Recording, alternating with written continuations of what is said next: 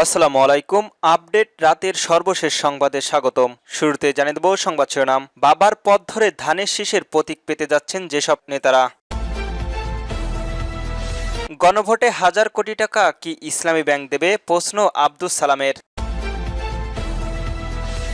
আরও জানিয়ে দেব প্রার্থী তালিকায় না থাকায় যুবদল নয়নের প্রতিক্রিয়া। সর্বশেষ জানিয়ে দেব প্রতীক পেল এনসিপি সহ যেসব দল। শুনছিলেন সংবাদ শিরোনাম, এবার বিস্তারিত।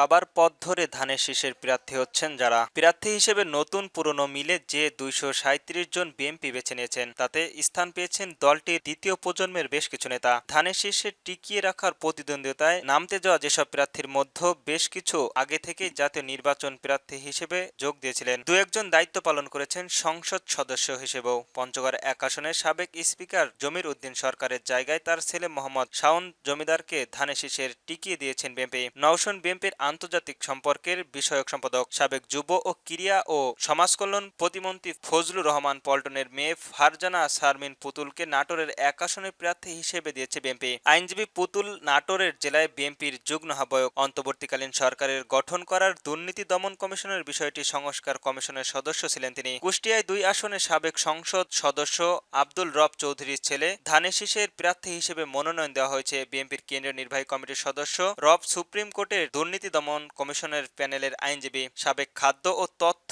ও বন ও পরিবেশ মন্ত্রী তারিকুল ইসলামের ছেলে আনন্দিত ইসলাম অমিতকে যশোরে 3 আসনের প্রার্থী প্রকাশ করেছে বিএনপি। বিএনপির জাতীয় নির্বাহী কমিটি খুলনা বিভাগীয় ভারপ্রাপ্ত সংগঠন সম্পাদক অনিন্দিত ইসলাম অমিত 2018 সালের নির্বাচনে প্রতিদ্বন্দ্বিতায় ছিলেন। ঢাকা 4 আসনের সাবেক সংসদ সদস্য সালাউদ্দিন আহমেদের ছেলে তানভীর আহমেদ রবিনকে ধানের শীষের প্রতিদ্বন্দ্বিতায় নামেছেন বিএনপি। রবিন ঢাকা মহানগর দক্ষিণ বিএনপির সদস্য সচিব। অবিভক্ত ঢাকা সাবেক মেয়র সাদেক হোসেন খোকনের ছেলে কৌশল ইসরাক হোসেনকে ঢাকা 6 আসনে প্রার্থী করেছে বিএনপি। ফরিদপুরে 2 আসনে বিএনপির প্রার্থী শামা ওবায়দ দলটিকে সাবেক মহাসচিব ও সাবেক মন্ত্রী একেএম ওবায়দুর রহমানের মেয়ে বিএনপির সাংগঠনিক সম্পাদক শামা ওবায়দের 2018 সালের নির্বাচনে এই আসনে ধানের শীষের প্রার্থী ছিলেন। গণভোটের হাজার হাজার কোটি টাকা কি ইসলামী ব্যাংকে দেবে, প্রশ্ন আব্দুল সালামের। বিএনপির চেয়ারপারসন উপদেষ্টা বীর মুক্তিযোদ্ধা আব্দুল সালাম বলেছেন, জাতির বীরত্ব স্বার্থে আমরা গণভোটে হাজির হয়েছি, কিন্তু সেটা আমরা বলেছি যে একই দিনে করেন, কারণ হাজার হাজার কোটি টাকা একটা গণভোট দিয়ে খরচ হবে।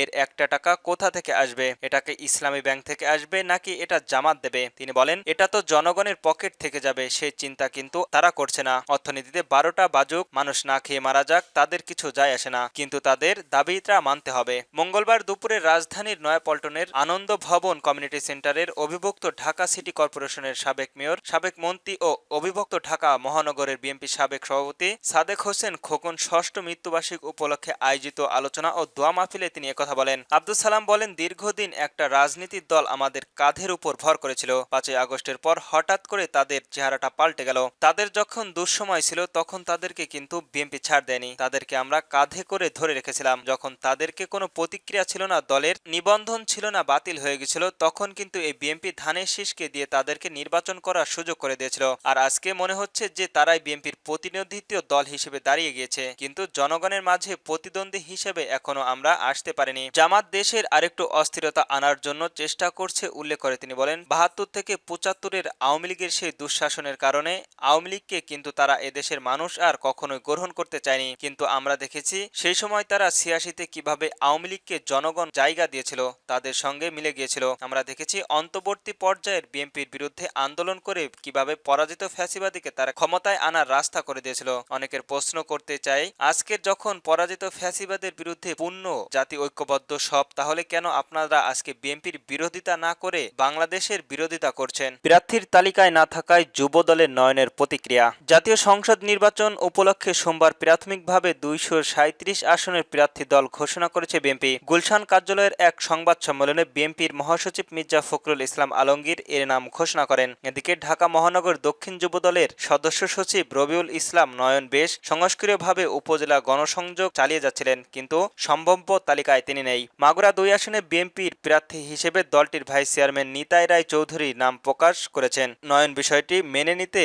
পারছেন না। ফেসবুকে নিজের আইডিতে এক পোস্টে নয়ন লেখেন, বিএনপির ভারপ্রাপ্ত চেয়ারম্যান জনাব তারেক রহমান সাহেবের নির্দেশনায় মাগুরা ২ আসনের বিএনপির সব পর্যায়ের নেতৃত্ববৃন্দকে সব ধরনের সংঘাত এড়িয়ে চলার জন্য আহ্বান জানাচ্ছি। কেউ বিশৃঙ্খলা করে ধানের শীষের ক্ষতি করবেন না। ধানের শীষ আমাদের অস্তিত্ব।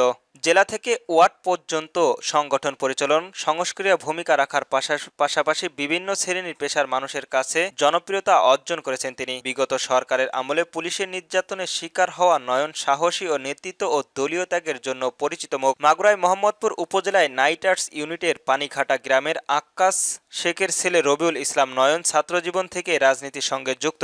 তিনি ঢাকা মহানগর উত্তর ছাত্রদলের ৩৭ নম্বর ওয়ার্ডের যুগ্ম আহ্বায়ক থেকে শুরু করে মহানগর দক্ষিণ যুবদলের সদস্য সচিব পদে উন্নতি হন। প্রতীক পেল এনসিপি সহ যে ৩ দল। জাতীয় নাগরিক পার্টির এনসিপির নতুন নিবন্ধন পাওয়ার ৩টি রাজনৈতিক দলকে প্রতীক দিয়েছেন নির্বাচন কমিশনার। অপর ২ রাজনৈতিক দল হচ্ছেন বাংলাদেশের আমজনগণ পার্টি ও বাংলাদেশের সমাজতান্ত্রিক দল। মঙ্গলবার ৪ নভেম্বর এই সংক্রান্ত পৃথক বিজ্ঞপ্তিতে জারি করে কমিশনার। দলগুলোর মধ্যে এনসিপিকে শাপলাকলি, বাংলাদেশ সমাজতান্ত্রিক দলকে কাচি ও আমজনগণ পার্টিকে হ্যান্ডশেক প্রতীক দেওয়া হয়েছে। বিজ্ঞপ্তিগুলোতে বলা হয়, রিপ্লেসমেন্ট অব পিপলস অর্ডার ১৯৭২ এর পরিচ্ছেদে ৬ এর আওতায় রাজনৈতিক দল হিসেবে নিবন্ধনের জন্য দলগুলোকে প্রতিনিধির কমিশনারের কাছ থেকে দরখাস্ত দিয়েছেন। দলগুলোর মধ্যে এনসিপির প্রার্থী প্রতীক শাপলাকলি, বাংলাদেশের সমাজতান্ত্রিক দলের কাচি ও আম ও জনগণ পার্টিকে হ্যান্ডশেক। এই দলগুলোর নিবন্ধনের বিষয়ে কারো কোনো আপত্তি থাকলে প্রয়োজনীয় দলিল সহ কারণ উল্লেখ করে আগামী ১২ নভেম্বরের মধ্যে ইসি সিনিয়র সচিব আক্তার আহমেদের কাছে লিখিতভাবে জানানোর অনুরোধ করা হলো।